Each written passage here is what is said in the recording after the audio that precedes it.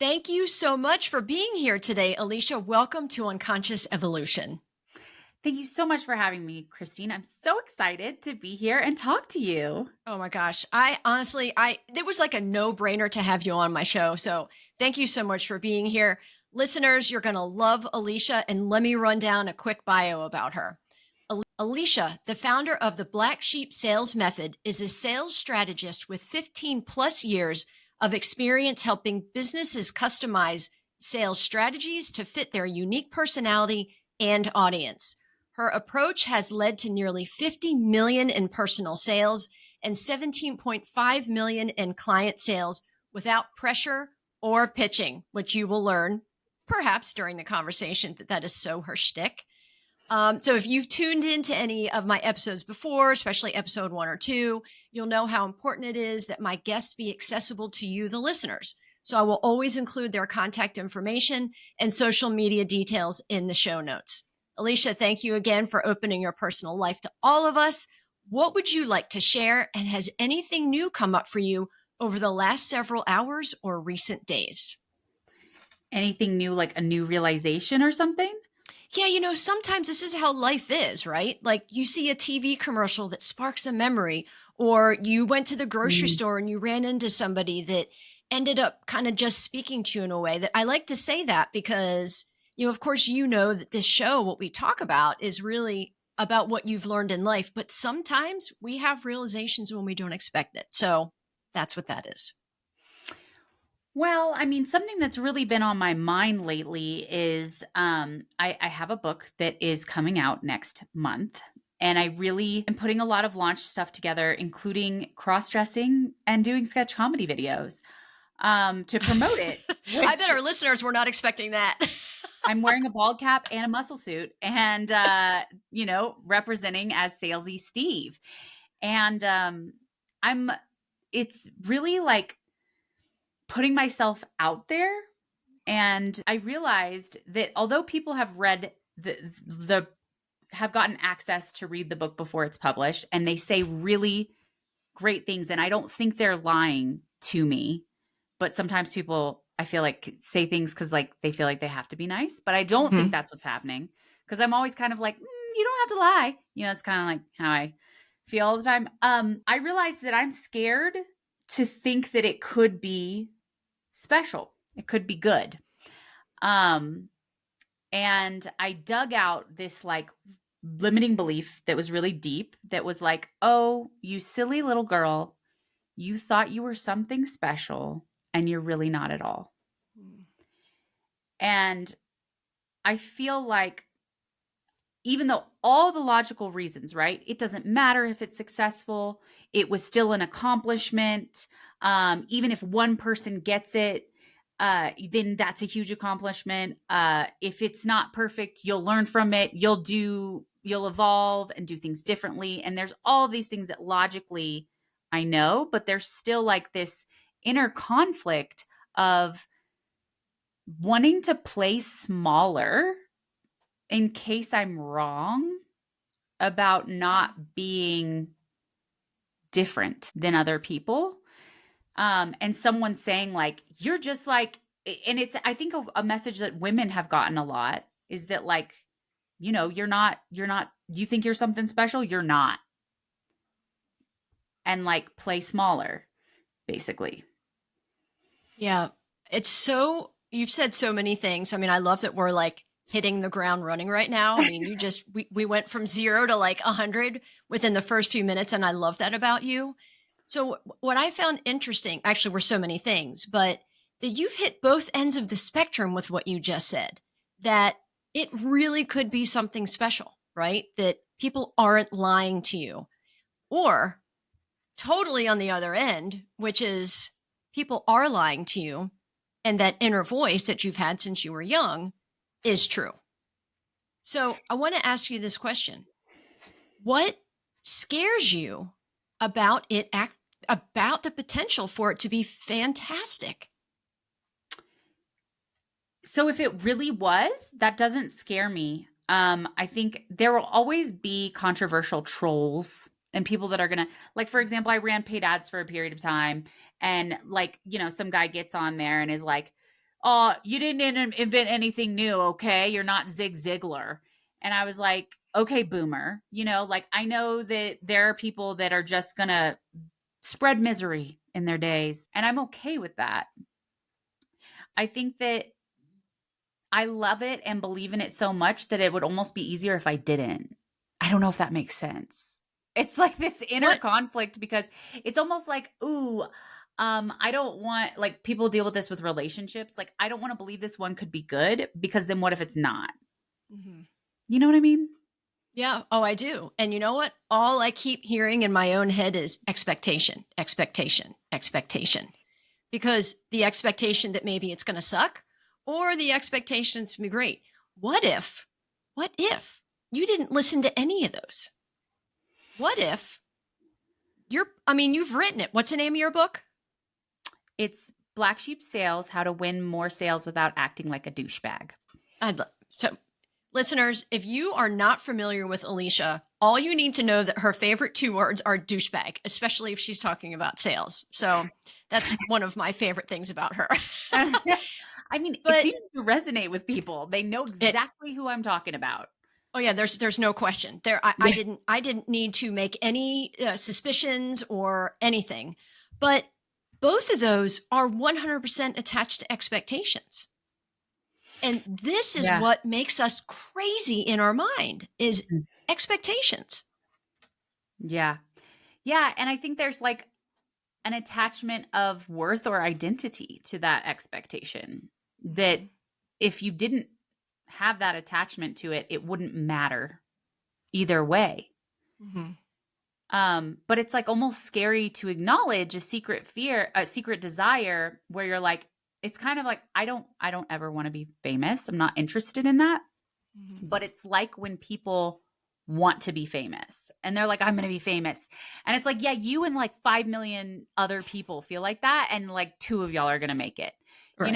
like, so just don't even set your sights for it, And I don't want to be famous, but there is part of me that would secretly love if people were like, and then Aleasha Bahr came out with her methodology and it really shifted things in the sales space and people were able to da da da da da da, like, and it's almost scary to say that because probably everybody with, a pulse kind of wants something like that.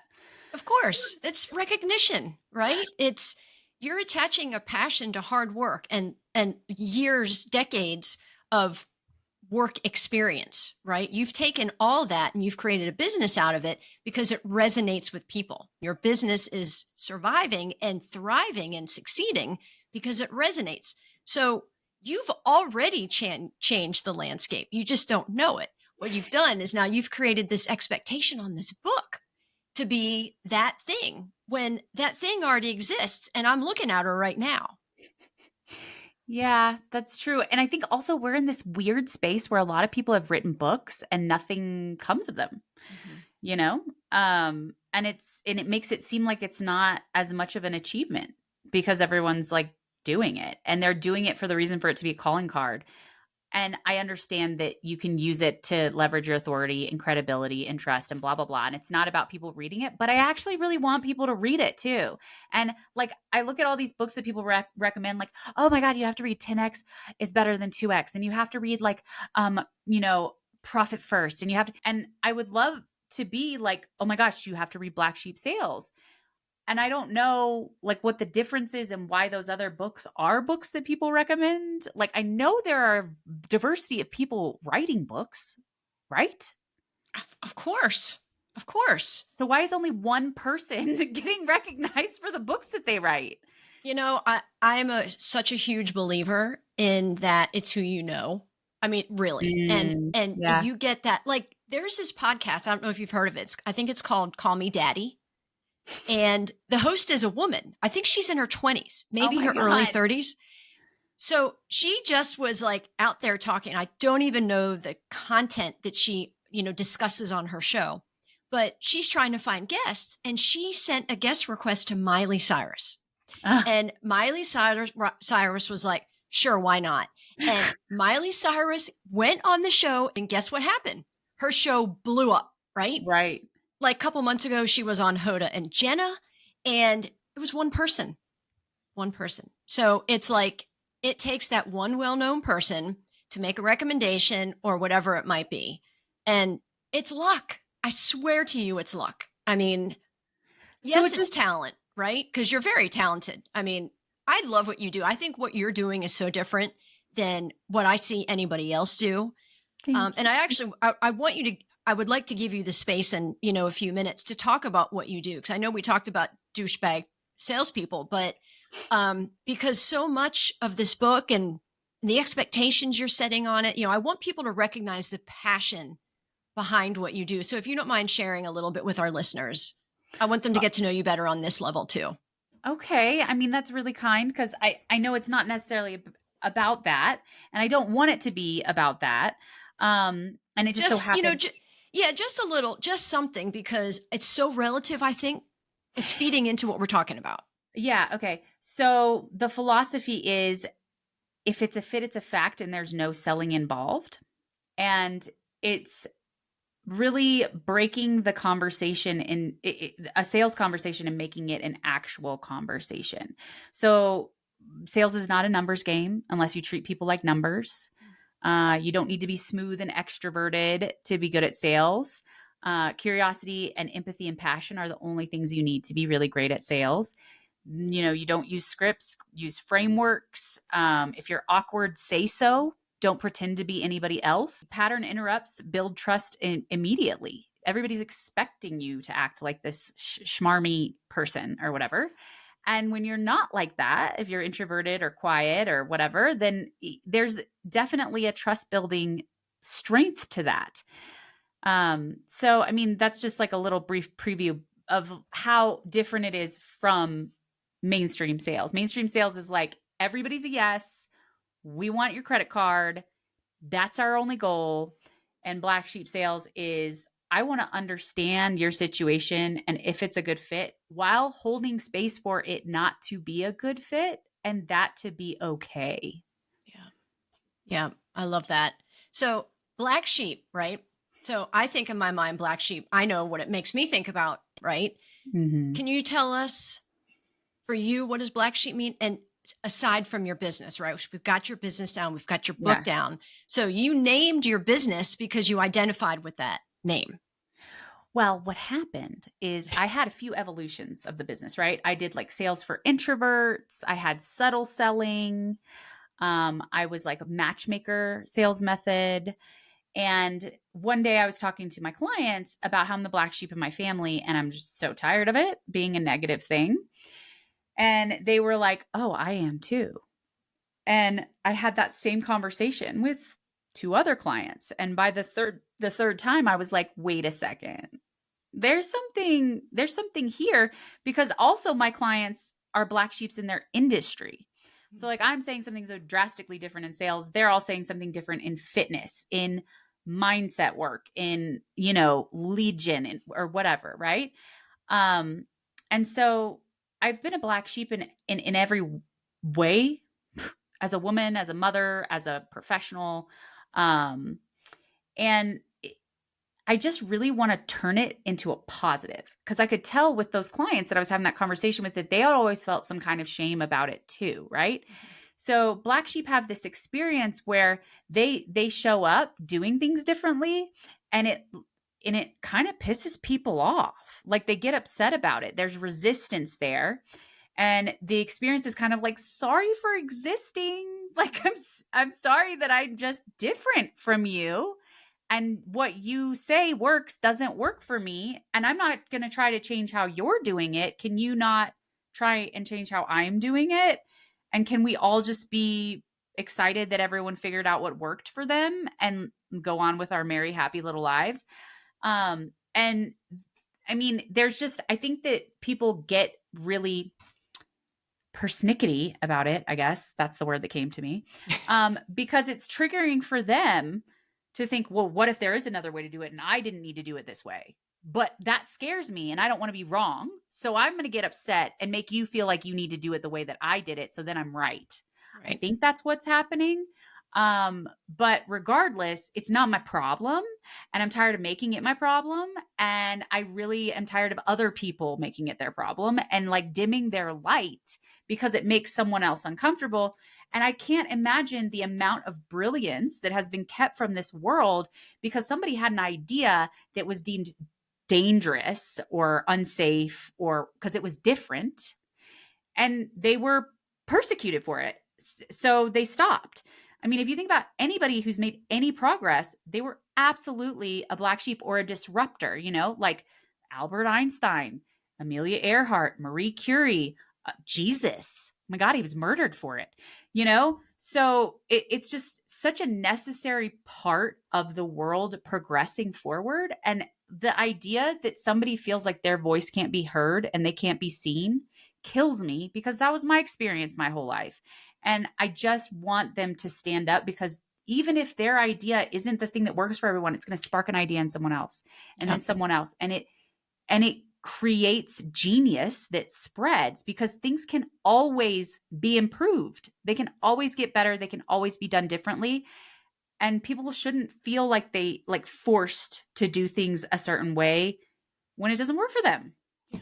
Oh my gosh. I resonate so intensely with everything that you just said and the whole black sheep. And I have an older sister and a younger brother, and it's very possible that they both think they're the black sheep, right? Who knows?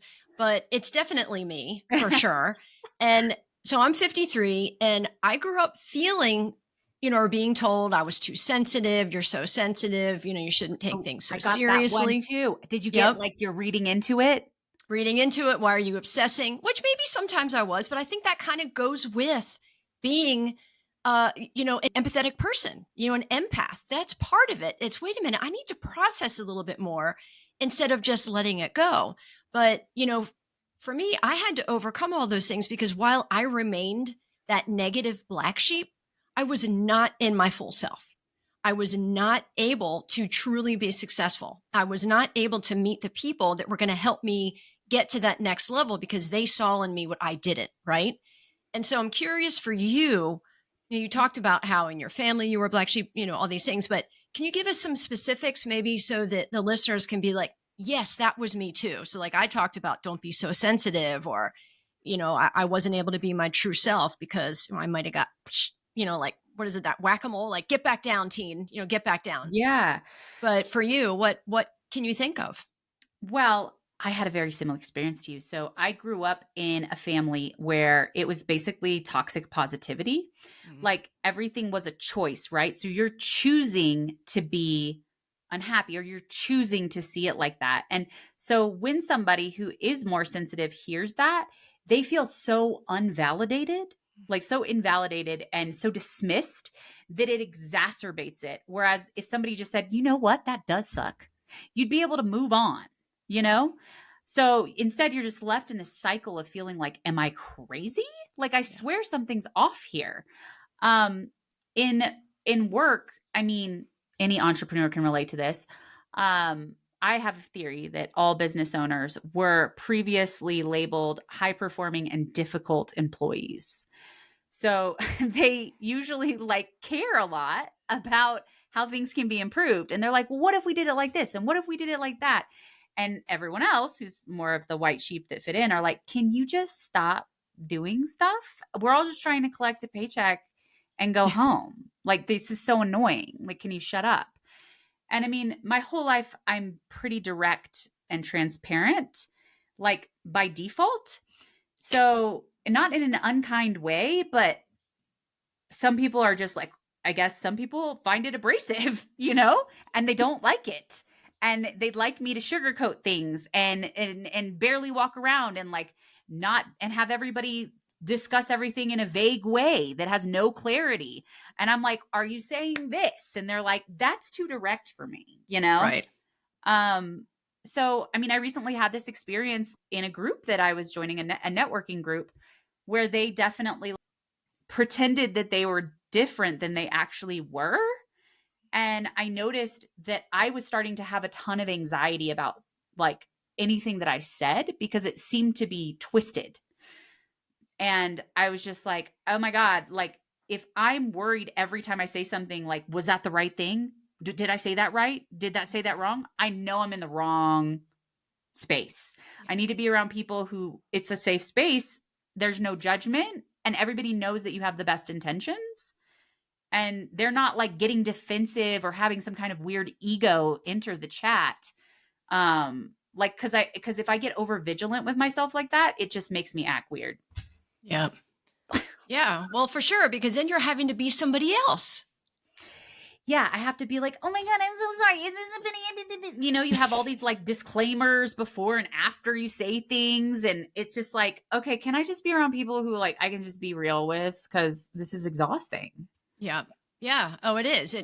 And that I think is what creates people that just want to stay in their lane, right? Because they don't realize that they can change. Mm. I really do think that we all have those whispers that are saying, I really wish it was going this way, right? Or I really prefer this way, but I'm not going to say anything because I'm going against the grain.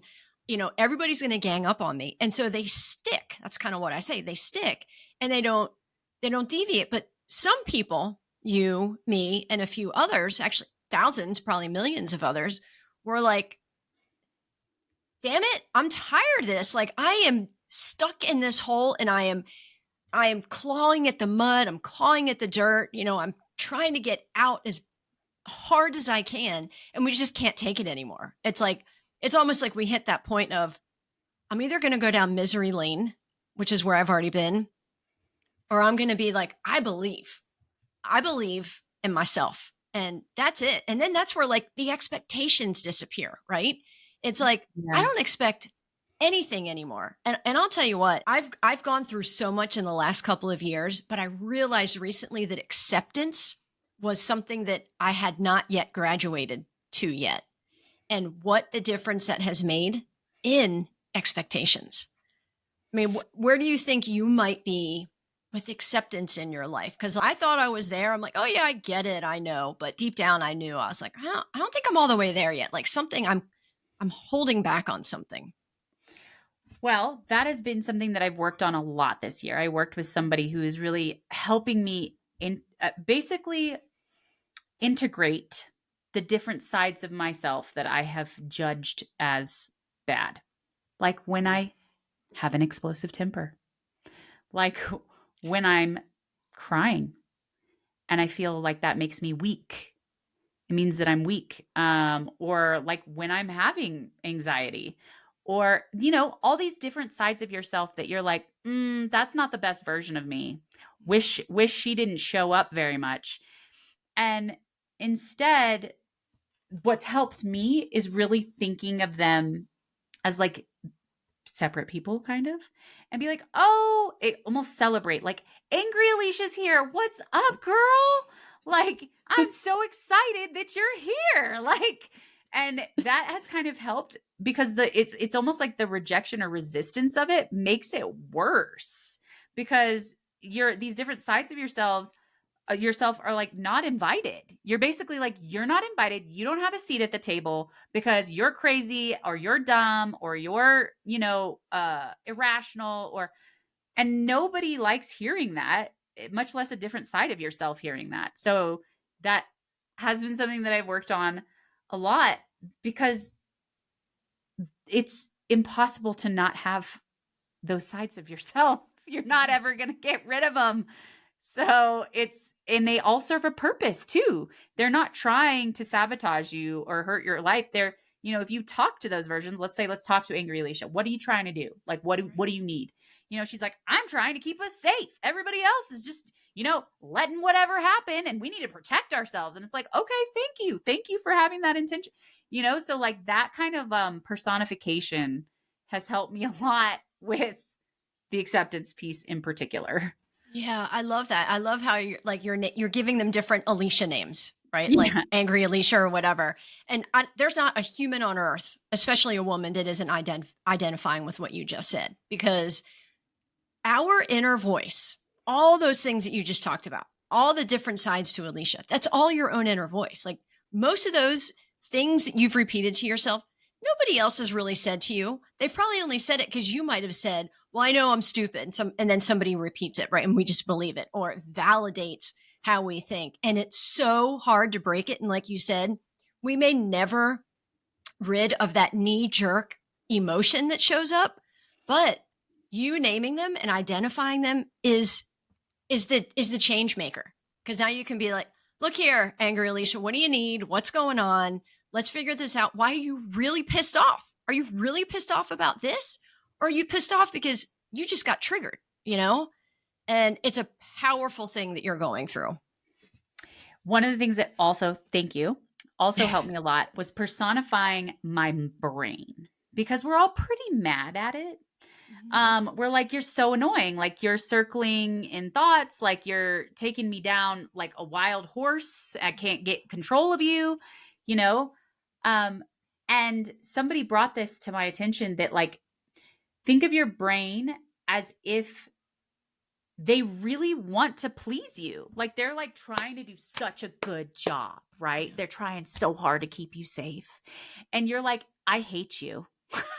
Yeah. It's a terrible feeling. So instead, being like, hey, thank you so much internally. Thank you so much for bringing this to my attention and doing your best. And I appreciate everything you're doing. And now is not the right time. So I used to sometimes like wake up maybe like at night and have all these thoughts going on. And you can say that to your brain and you'll go back to sleep instead of continuing to spiral. Yeah. Yeah. It's like a calming nature of like, I hear you, I see you, or whatever your new internal dialogue is. And I appreciate you. And thanks for the work you're doing. And, you know, let's talk about it later. Like, Yeah. Yeah. I need to go to sleep. Right. I got kids. I got to get up. I got to get them to go to school. Yeah. Yeah. But if you just think about all those things and not necessarily address your mind for like the work it's doing, it seems to not have the same effect. I don't know. I don't know if it works for everybody. It does work for one friend that I have who said that it's helped everything. And I'm like, okay, well, maybe I'll share that with people then. Well, you know, and I'm a firm believer in finding what works for you, right? So you and I have totally different personalities, and what works for me probably won't work for you. And so it's finding what does work to create those changes in your life.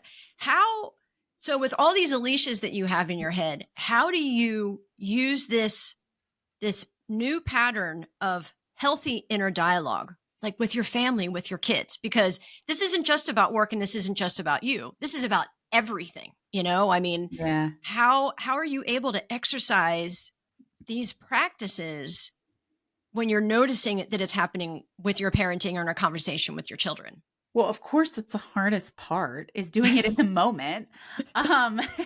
So, I mean, sometimes I have to like take a moment, but a lot of times I find that with my kids specifically, I just accept that they're these different versions of themselves. And I'm like, I love you anyway. I love you anyway. Yeah. Do I necessarily want to be around you right now? No. Can you go like have that tantrum in your room and let me know when you're done? Because I can't wait to hang out. And like, I love you. Like, tell me what you need also.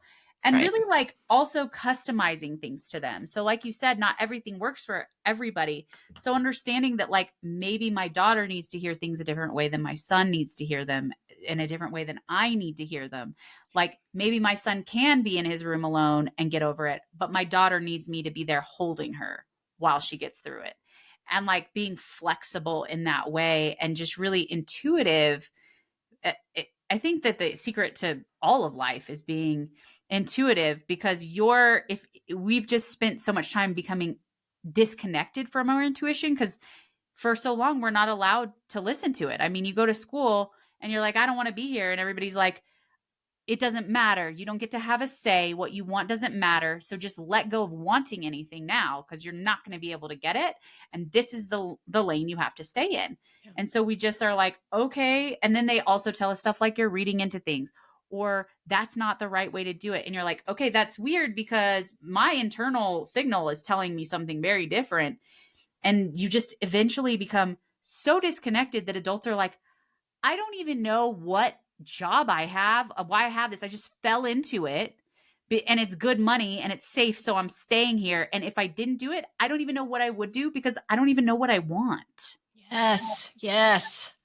Oh my God. Everybody in the world, did you hear that? Which is so scary, like to be like, okay, you can have anything you want. What is it? And people are like, I I don't Yeah. know. They barely even know how to answer the question, who are you?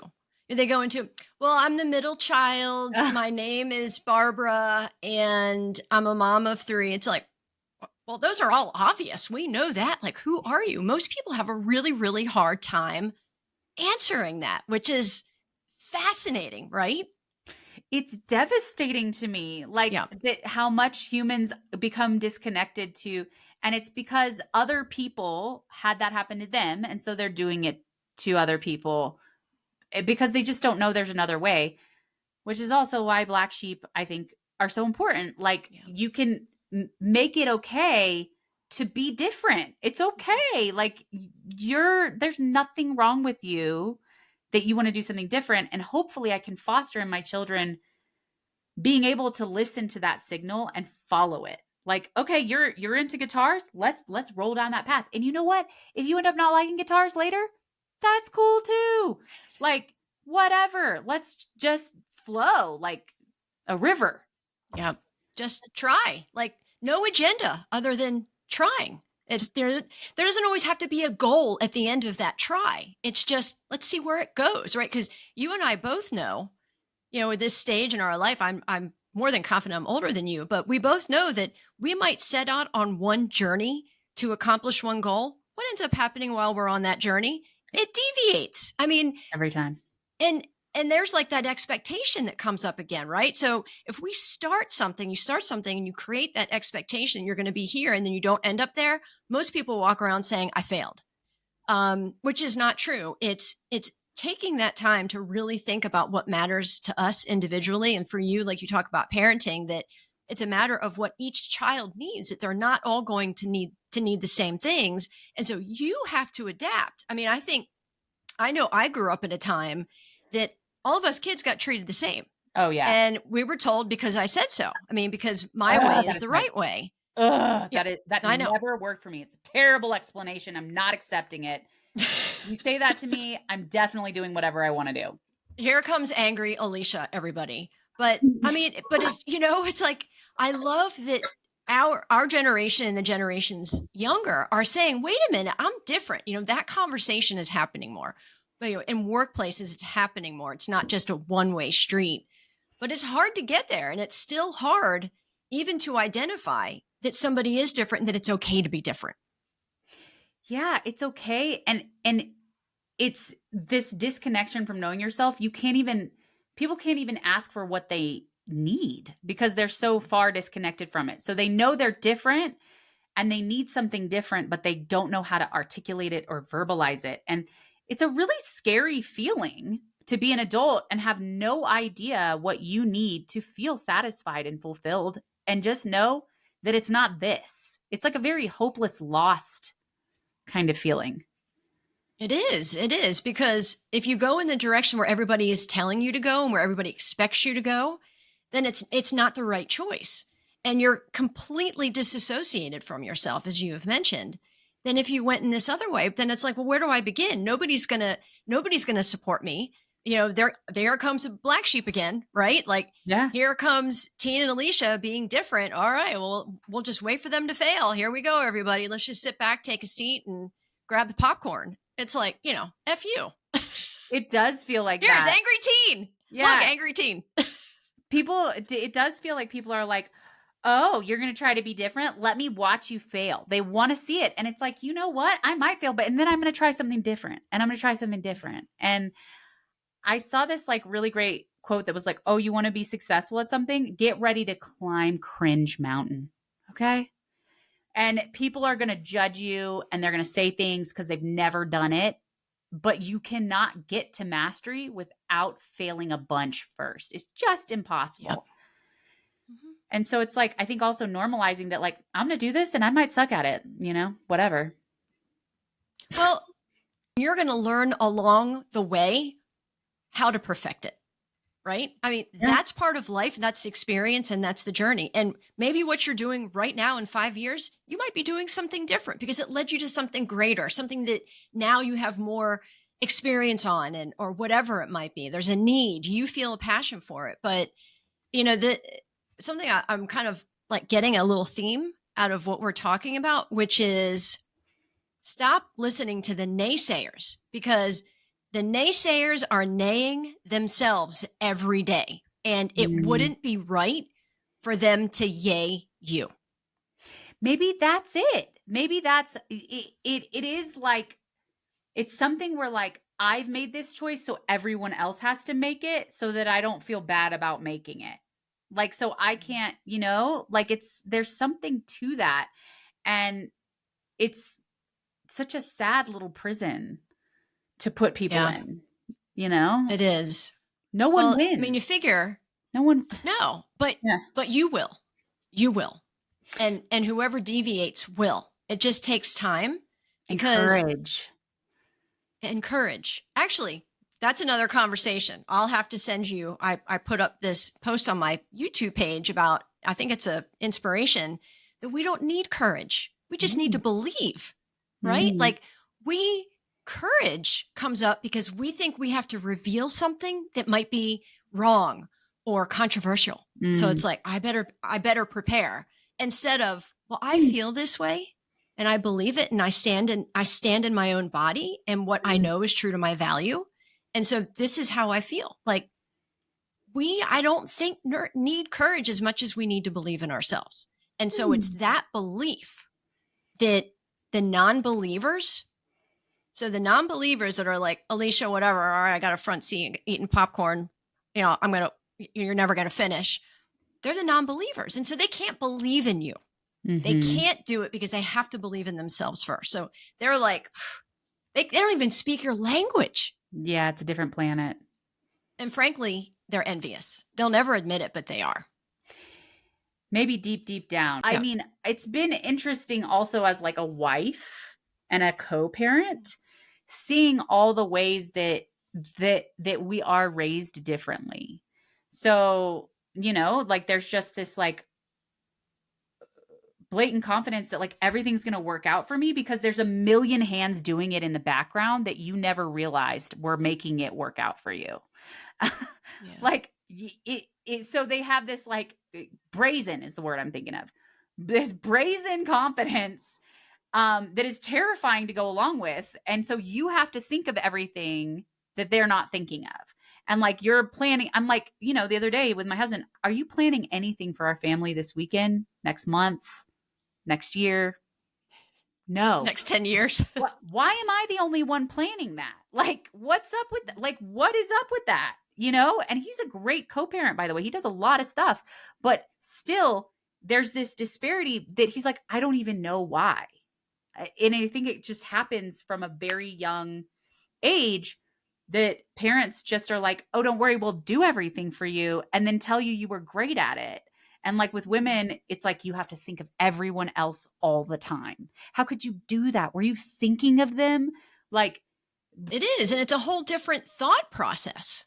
I mean, they're raised to be that certain way as well, which is most men are raised to be the providers, to be the ones that are maintaining the financials. I mean, this still happens. It's, you're the yeah. strong one, you're the responsible one. Your wife will probably make a lot of the decisions, but you're the one that needs to stand tall and, be strong for everybody. So it's like, it's ingrained in us as we grow up, and our parents don't mean any harm. They No, were, like they were raised that way, and they were, the parents before them were raised that way. It just happens. I think it's so unconscious. Like it's Yes. not even a conscious choice. It's just like they don't even know what's happening. Yeah. And it's kind of like how we figure out like what is that? Like why don't you think about us? Like I would love to just show up and have all the decisions made for me. It sounds like a vacation. Yeah. Okay? I have decision fatigue. I'm tired of it. Yeah. And I'm, like I would also love to like have somebody bring me a whole plan and all I have to do is say, I don't like that. Can you come back and bring me something different? What a job. Yeah. Like it's just that's kind of like we're thinking about homeschooling my kids. Guess who's going to have to research that and figure that out? Yeah. There's just all these things. So I think what you're saying, sometimes people are maybe deeply envious, but I do think there is like a type of person who's like, no, I'm just better than everyone. Like, because they've heard that message their whole life. And they are like, It's like in their bones. Do you know have Right. you experienced that? Like come across someone who's like, nah, just I don't have stress and everything I do is amazing. Like, have you met that Yeah. person yet? Okay, yeah. Yeah, and they're lying through their teeth. They're lying through their teeth because it's just not possible. Life just isn't that way. It's not that predictable. It's not that easy. But I think that they believe it. Do you think that deep down they don't believe it? I do. I do. Oh, I okay. do. I think, I mean, we're obviously going to have we're going to have to do this again. I'm going to have to bring you back on because, again, I knew you were going to be an amazing guest in our conversation. I And love it's talking about this stuff. fantastic.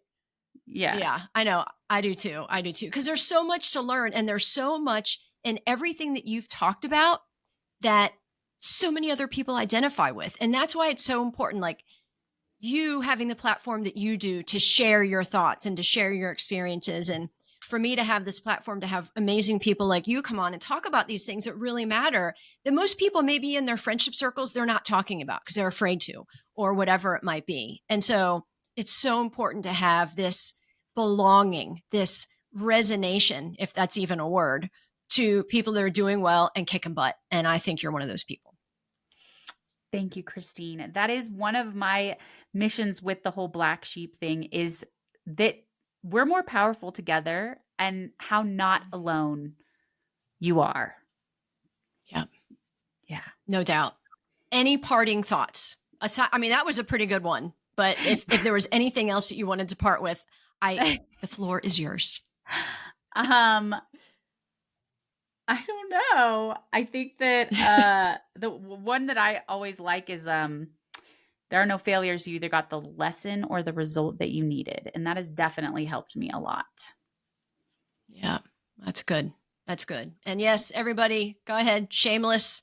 What is it called? A shameless plug or whatever. Like your book's Oh, coming out, and that'll be in the show notes. I'll make sure so everybody can know the name and please buy her book. Contact Aleasha. She's amazing, obviously, to talk to. Thank you again, Aleasha, for sharing your story today. Thank you to the listeners for tuning in. You'll find Aleasha's contact information in the show notes, as I just mentioned. And until next time, enjoy yourself, enjoy the moment, and try to discover what your unconscious evolution is. Thanks, Aleasha. thank you.